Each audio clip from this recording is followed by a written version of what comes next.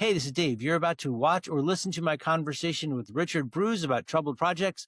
We're going to cover what constitutes a troubled project, how they got that way, and what you can do to fix them. Richard is a seasoned project manager who spent a lot of time on both the traditional and the agile side of the house, working with teams and organizations and helping them find a better way to get work done.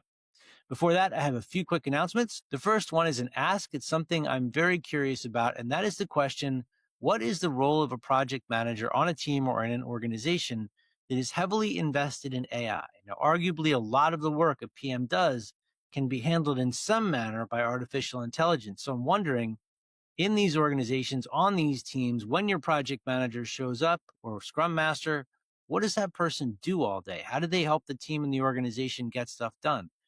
So if you're in that kind of environment, I would love to hear from you. Maybe you can leave something in the comments or send me an email at dave@drunkenpmradio.com.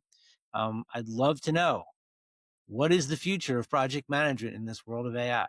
The second thing I want to let you know about is some classes I have coming up. So on April 13th, I'm starting a certified Scrum Master class. And if you're on a team that is dragging work from one sprint to the next or one PI to the next, you need to stop doing that. It's not Scrum's fault. It's your fault. And if you're doing that, there's really no point in even pretending you're doing Scrum, because the whole point is to get something finished that we can get feedback on. If you take my 2-day CSM, I will fix that problem for you. I will show you a way for you and your team to make sure that you stop over planning the sprints, unless you're doing it intentionally, in which case that's just your own fault. But I've got a method I can help solve that problem for you. I also have some other classes coming up. I've got a CSPO class that starts on April 16th. I have a PMP bootcamp and exam prep course starting on April 20th, and a PMI ACP bootcamp class starting on April 28th. So I've got a lot of things coming up. There's going to be links to all of them in the show notes. If you're interested in learning more about any of them, please do not hesitate to reach out. I am very happy to jump on a call and talk about whether or not it's the right thing for you, how it can help you, how the course runs. Just hit me up. Now, before we jump into today's conversation, I want to let you know about a new program that I have signed up for. It's put out by Marina Alex, and it is called Sway 2.0, the AI and Modern Consulting Blueprint. Later this week, I'll be posting an interview with Marina on the course, on the program, how it works, why it's valuable. I think it's worth my time. I think it might be worth your time too. I've been working in this space a long time, almost 30 years. I've been project manager, scrum master, coach, trainer, consultant, all of it. And I know a lot of people that also work in this space: coaches, trainers, consultants, project managers, scrum masters. And one thing that all of us have in common right now is that we're having trouble finding clients. In the old days of Agile, the clients found you, but those days are very much gone. And it's hard to figure out how to find these people. So that's what the Sway program is going to help me get sorted through. As I go through the program, I'm going to be reporting on it here in the podcast and on LinkedIn. Now, Marina's Sway 2.0 program is focused on business development, and specifically finding clients in the small to medium business area. There's still a lot of work to be done, a lot of people that need help. It's a area with a lot of untapped potential. I've looked through the coursework. It looks like something that's going to help me out. I definitely need help with marketing, and I think that this is going to amp up my business quite a bit, help me find some new clients, or help me find more people that I can help with the work that I do. If you'd like to join me in the program, it starts on April 6th, and in the show notes, you'll find a link to where you can learn more about Sway 2.0, and also Marina has generously offered a 10% discount. If you come through the link in the show notes, you will get a 10% discount on signing up for the course. It begins on April 6th, so that's a pretty quick turnaround. So you're definitely going to want to check it out. I'll be in it, and I hope to see you there. Now, on to the podcast. If you learn to work the old way, but the new way is what you need, my job's to make that switch from old to new. Something less for you than it did for me. Here on Drunken PM Radio. Whoa! Here on Drunken PM Radio. Whoa! Hey, this is Dave Pryor. Welcome to the Reluctant Agilist. Today we're going to talk all about trouble. And Richard Bruce is here to help us get out of it. So, Richard, thank you for taking time out of your afternoon. David, thank you for having me. Richard is also a longtime old school wizened PMP who is working with Agile as well, but Richard focuses on troubled projects. So that's kind of where we're going to start in a few minutes. But Richard, would you mind giving these folks a little bit about your background before we jump in? Sure. Name is Rich Brew. I've been in business for 48 years. The brunt of my career is General Electric and their plastics division, which is where I picked up a lot of my project management skills and training before I got certified. I currently have my own company called True North PMP Consulting, where I work with small to medium-sized companies to help them improve their project management and new product development commercialization processes. Okay. And I know you focus on troubled projects. So can you talk a little bit about how that part of your business works? Yes, I usually get a phone call or I get called into small to medium-sized companies when they're experiencing some product friction or project issues, whether that be it's over budget, it's over schedule, projects are not delivering all the deliverables, common stuff. And where they've existed all their internal resources to try to figure out root cause, but they're just stuck and they need someone to come in and put another set of eyes on it and to help them figure out, okay, here's the bottleneck. How do we fix this bottleneck? How do we move forward so that the client and their customer meet all expectations? Okay. This is going to sound a little sarcastic, but I feel like when I face those situations, I walk in and they're taking a flamethrower to their hair and they're going, my hair's on fire. And I'm saying, yes, if you put the flamethrower down, it won't be on fire anymore. And they're like, I don't understand. Yeah, You feel like you walk in and it's like super obvious. you do. And, majority of the time I tell them this is a self-inflicted wound. Yeah. You didn't have to shoot yourself. I mean, And you But can let us get to stop this shooting point. yourself whenever you'd like. Yeah. yeah. So there's been a big transition in project management in general, I'd say over the past 10 to 15 years. There was, way back in the day, a switch from the more prescriptive approach to an agile approach. That's gone through a lot of different iterations. And I feel like we've hit a point where the problem has shifted a little. And I'm curious if you're seeing some kind of common failure patterns crop up right now. Yeah, the ones that I see the most of comes down to the beginning of a project. For instance, I have clients that are strictly waterfall, Mhm. and they'll follow the cookie cutter plan that you would see in the PMBOK about how you plan a project. Yeah. And certain things I think they still miss. The big one to me is scope. Okay. They don't nail it down tight enough, and that's where a lot of the self-inflicted wounds begin. Okay. And when I work with a client, I have my approach. And the first thing when I look at scope is, well, what does the customer want? What's in scope? Okay. And then I say, what is out of scope? And has this been committed to a piece of paper Right. that you and your client will sign and sign off on before you even get to a project charter or a project plan? That's the first thing.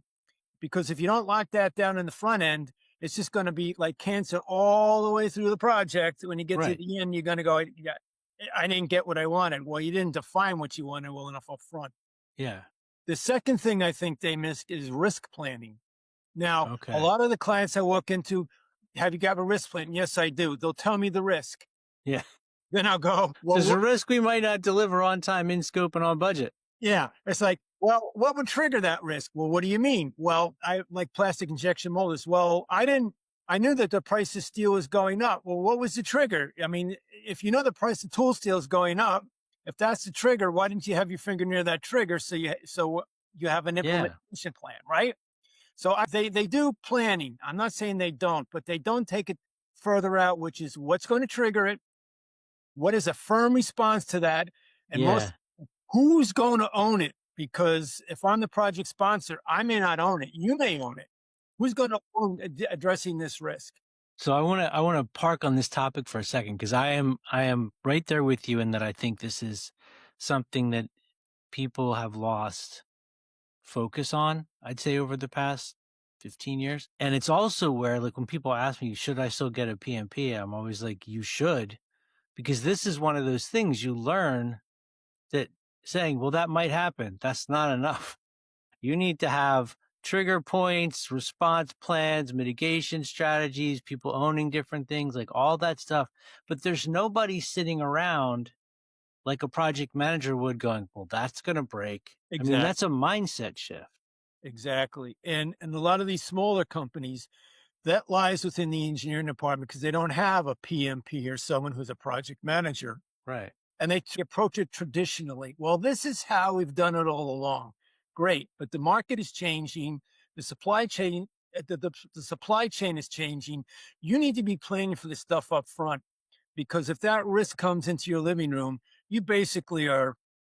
You talked about the flamethrower earlier. Now, flame Yeah, to your face. Now, you better have a plan. got ugly. Well, how much?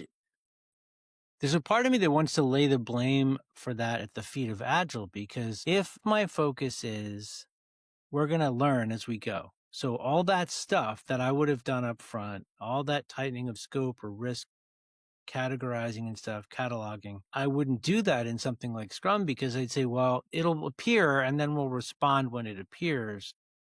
But if we're using our hybrid approach to hide those things under the rug until they explode, and then we're like, oh, it makes it easier to not act like the sky is falling, I think.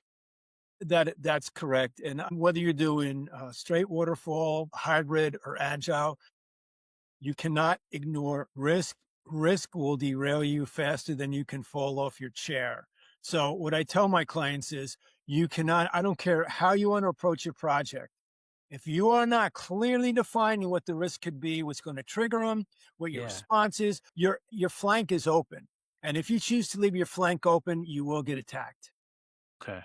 So even on, I mean, and I think some Agile teams do this. Even on an Agile team, you'd want to have somebody who is taking a more pessimistic. Pessimistic doesn't feel like the right word, but I always describe it as a project manager. It's not the glass is half empty or full. It's a fragile object full of liquid that will fall to the floor, shatter, and someone's going to walk in here with bare feet. I have to go get Band-Aids. Yep. Like Yeah. that's No, how I we agree to that. learn to think, I would agree to that. which is painful for the people around us. But for me, it makes me feel a lot safer. You're correct. What do you think is one really common thing that people, I mean, are those the two main things? Is the scoping and the risk that are the, The scoping and the risk. The other thing that I coach my clients on is the budgeting aspect of things. okay. I see a pattern where some of the smaller, medium-sized they're going a little light on budget. What I found, I have recently a client that said, well, I said, how did you come to this number? Well, I went into ChatGPT. I explained what my Yeah. project was, and it said I should be able to do this for X amount of dollars.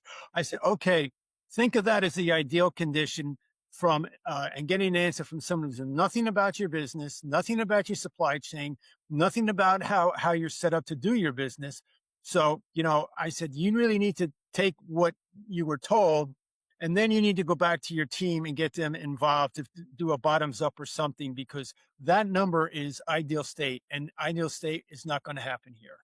Yeah. I feel like every time people say, well, I opened up ChatGPT or Gemini or Claude or whatever, unless they already know how to do the thing that they're getting the AI to do, it's really scary. It is, because a lot of these people that are using it are just plugging in what they want, a question, without all the qualifiers around that question. Yeah. And even then getting all those qualifiers and that question in there, that's just one data point. That should not be the sole data point. You've got to go back into your organization now and say, does this one data point even correlate anywhere roughly compared to a similar project that we've done here, that I can remotely trust this number? Yeah. I don't see people trying to make that connection again.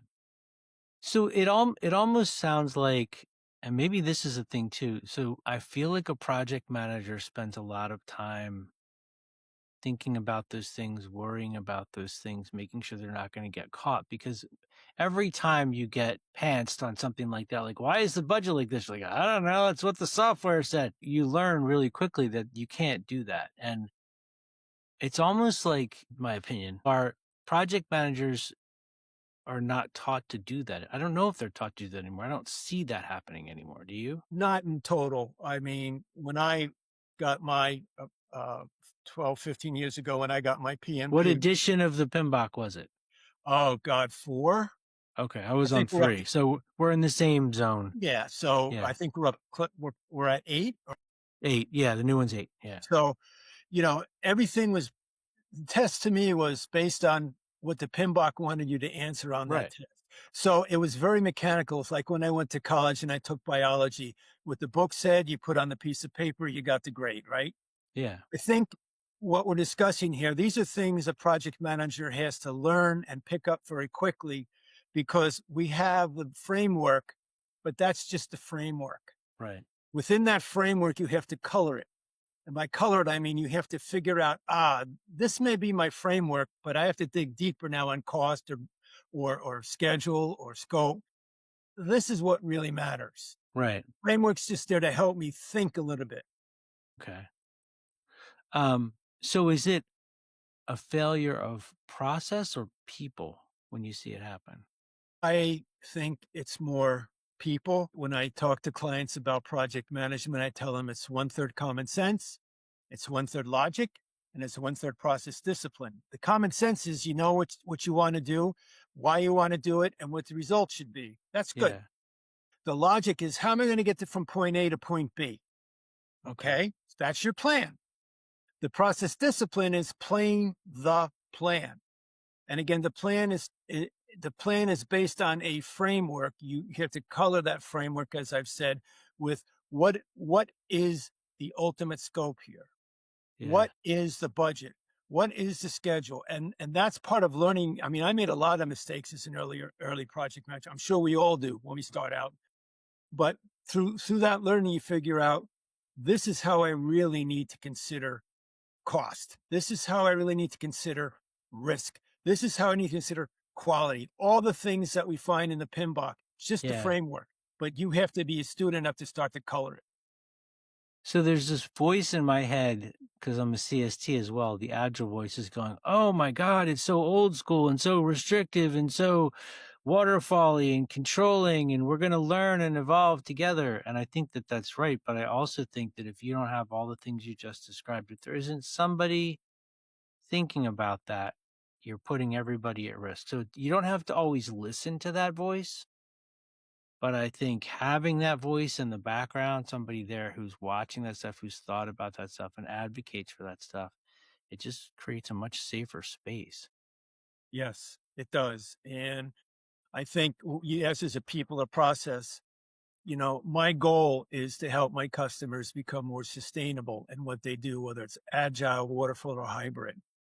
And what I deal with the leadership of these companies, because they're the ones that call guys like you and I in, is I help them to understand the fact that if you want to become sustainable and we're better that you do, you have to have some diligence, some governance, some diligence that when you start projects, because you and I, for CEOs or COOs, we're asking for these projects to be done. We have a fiduciary and a personal responsibility to the people that we're entrusting with this to provide them that guidance. We have to be smart enough to provide that governance and guidance because you're ultimately the one that will pay the price, not the project manager of the team. Yeah. That's a big part of it too. Okay. So I know that when you go into companies, you do assessments and you look at how they're practicing whatever their management process is for projects. Would you mind kind of walking through how those assessments go real quick?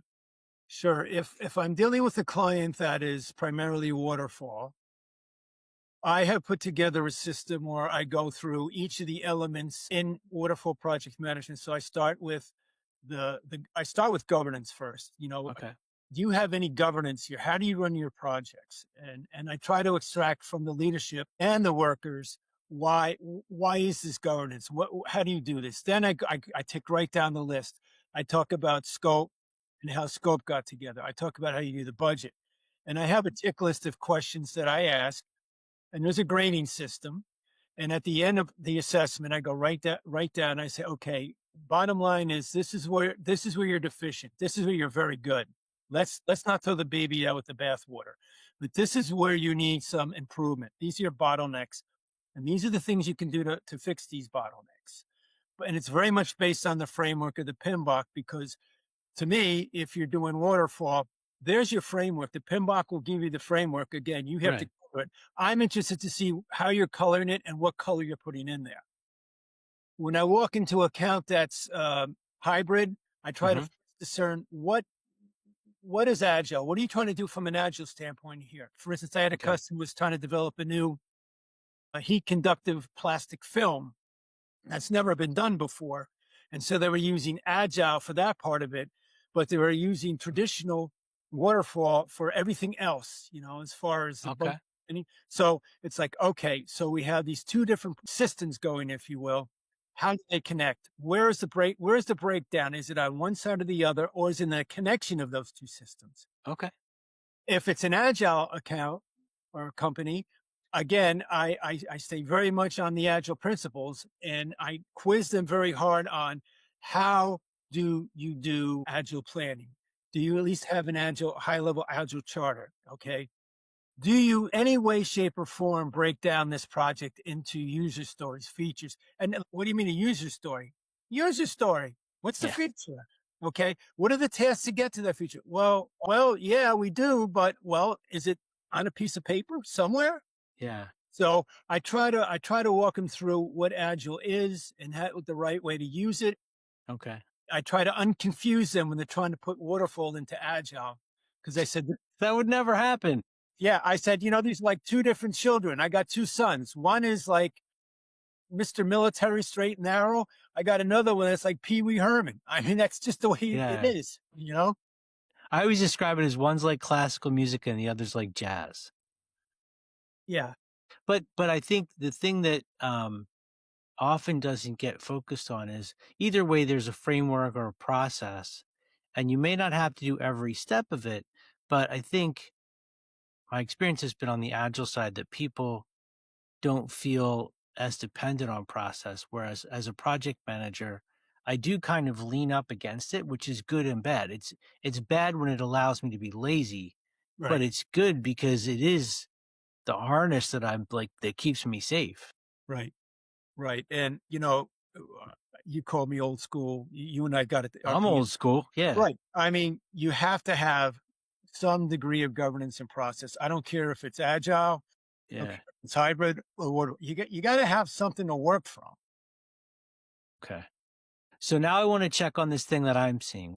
I want to see if you're seeing this as well. So I'm seeing a thing in a lot of companies where there's organizations that try to do waterfall, but they didn't have the structure, the discipline, the governance to do it. So agile became the thing they were going to chase. And they sort of chased it, but not all the way. And they kind of waved their hands at a lot of stuff and adopted some of the practices. But now they've reached a point where they can't do the old way. They can't really do the new way. And a lot of them I'm seeing are reverting to like Excel to manage their task lists. And there's like a complete collapse of any ability to manage project work. It's like even what was there when I started is gone. Yeah. I'm seeing some of the companies I've dealt with have tried to adopt agile, and they'll say it didn't work. Yeah. Well, you can't. Okay, it didn't work. Why? Well, it just didn't fit the way we do things. Well, Yeah. how did you do things before? To your point, well, we used Excel, or the other one I like is, well, we just bought Jira and Trello. We figured we could use the software to get us through. Well, no, it's a tool. Okay, that Yeah. doesn't mask the wound. So I see somewhat of that. And I get really upset when people say, well, Agile failed. It failed because you didn't understand that there is being Agile and there is doing Agile. I said, you're trying to do Agile. You're trying to play the cookie cutter game, when Yeah. Agile allows you some freedom, but it's still structured. You have to understand that. And Yeah. if you're going to apply Agile to a traditional waterfall project because you thought Agile was the way, it's not going to work, Yeah. because that's not what the project is calling for. You use what the project is calling for. I think that's a really important point. So can you say a little bit more about that? Like when people if they're starting out a new project now, how do they make sure that they know which approach to take? That comes back to my scoping conversation a couple of minutes Okay. ago. I walk into your company and you say, oh, I don't make project X, a widget and digit, and this is what it has to do. Well, there's some questions behind that. Does the existing technology already on the shelf to do this? Do you Right. have the vendor base to do this? Do you have the resources to do this? Has this been done before at all within your company? And if you say to me, well, we've got it like maybe 60% figured out, but 40% of it, we got to figure that out, that 40%. Okay. So I try to play the dumb kid from New Jersey. So how are you going to figure that out? And he said, well, we haven't quite Well, I guess we're just going to go use, what we're doing all along, which was just doing the engineering work, and we'll get there. I said, no, no. I said, you're going out into the great ether, the great beyond, to figure out 40%. Okay. Okay. If you can tell me that you're at least 95% sure this has all been done before and you can do it with existing technology and vendor base, you're approaching the agile world, Okay. because you are going to go out and try to figure something out that perhaps nobody's done before, or at least Right. your company hasn't done before. Now, I would like to have a conversation about the right approach to your project. Okay. So there's a lot of hype about AI. A lot of companies are trying or not trying to adopt it. People are using it or not using it in sanctioned or unsanctioned ways. I'll say, as a project manager, I have still struggled with figuring out my place within that sphere because I don't expect to be the guy writing prompts.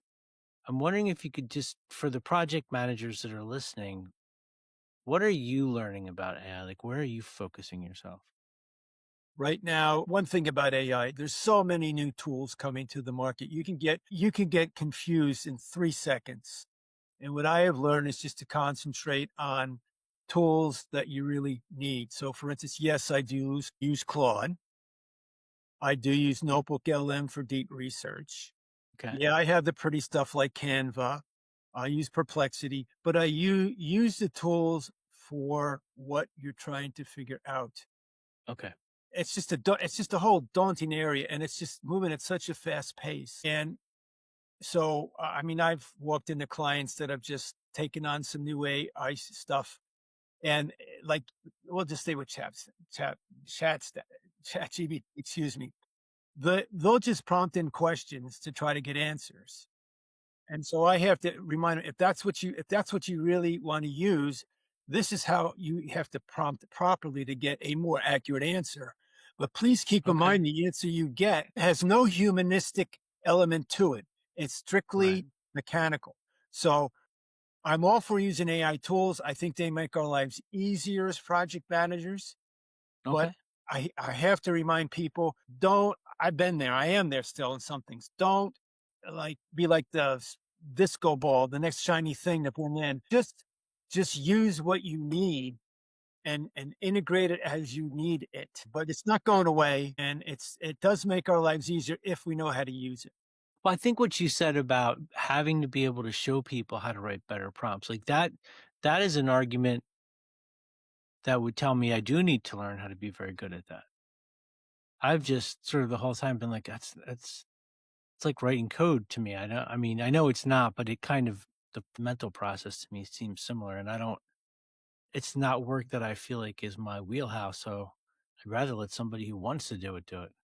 It's not that hard. I mean, I've taken courses in AI prompting, and they're all the same. It's basically the quality, the integrity, and the conciseness of the prompt will give you a better quality, more concise answer. Okay. It's really not that hard. It's really not that hard. Okay. And then the other thing I see is people. I just got off an engagement last July with a company. They had no project scheduling method whatsoever. And they've wanted a very, very big consulting company, multi-billion-dollar company, and they Right. brought in Jira and Trello and Asana. They had each different. Why all of them? Yeah, there were 3 different product groups, okay? It was a Okay. building construction material company, and I sat there and I said, "You do realize that you're asking a finite amount of engineers to learn 3 different software programs and report in 3 different ways." I mean, talk Well, ab and 3 different software programs that don't help them do their job. right. I said, Yeah. all it is for you as a main consultant in here is a reporting structure that you can send something back up to the higher ups that have brought you in here. And I see companies doing that too. Well, let's try Jira. Okay, well, I like Monday.com. Okay, bring in Monday.com. Just stick to one tool and learn it. If it's right for the project, stick to one tool and learn it standardized. That's the one Okay. thing I learned at General Electric when it came to new product development. Standardize the process. Things go a lot smoother. Okay. If it is a project management traditional application, are there any things that must be present for you to feel like it's worth using? Ease of use, number one, because we're all human beings and we all have so much capacity to learn new things while we're doing what we're supposed to be doing. Yeah. So if it's not intuitive and ease of use, Okay. I don't like You're not it. going to put in When the I- effort. When I do Scrum, I like Scrum Band. I like going to a board with a team and Yeah. visually seeing that whole project right there laid out. And, Okay. that is very intuitive. That is very easy. What about, you just gave me another question. You go into an organization that has waterfall and Scrum and some Kanban all at the same time. They need a way to look at all the work. How do they see the work together when you're going to be measuring it 3 different ways? You're not going to see all the work. That's the problem. Because Okay. what I have found is those that want certain, shall we say, software packages, Yeah. it's usually politically or individual for department driven. Okay. And I get sick to my stomach when I look in a company and see that, because it's like you're confusing your people, Yeah. you're quelching their productivity, and you're not making it easy for them to see what's going on. And I had approved that once a company, and I brought everyone together and I said, yeah, we're confused about what, Dave's doing over here in that project, and I'm on this I know project. how he is. And by the way, I have to hand off to him at some point. Mhm. Well, I laid it out on a Kanban board, and I brought everybody. See how easy this is? Can you see how easy this is? So common sense and making it as simple as possible. The old KISS principle: keep it simple, Yeah. stupid. Okay. Cool. So if people want to get in touch with you, what is the best way for them to do that? They can get hold of me via my LinkedIn profile, which is Richard Broo, Broo. They can also get hold of me via my website,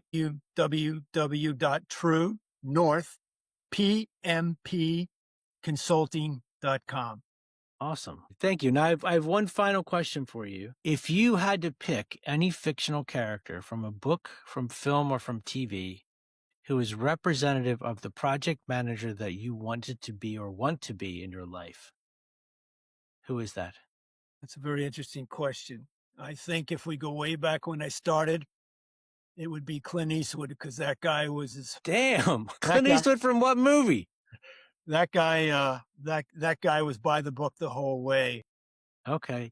You want like Dirty Harry? You want The Man with No Name? You want with the monkey? I know the one where he was the Marine DI, whatever that one was, where he had he had to bring up Marine recruits back in the line, and I forget the name, but I just Yeah. like, I I just just Heartbreak like- Ridge?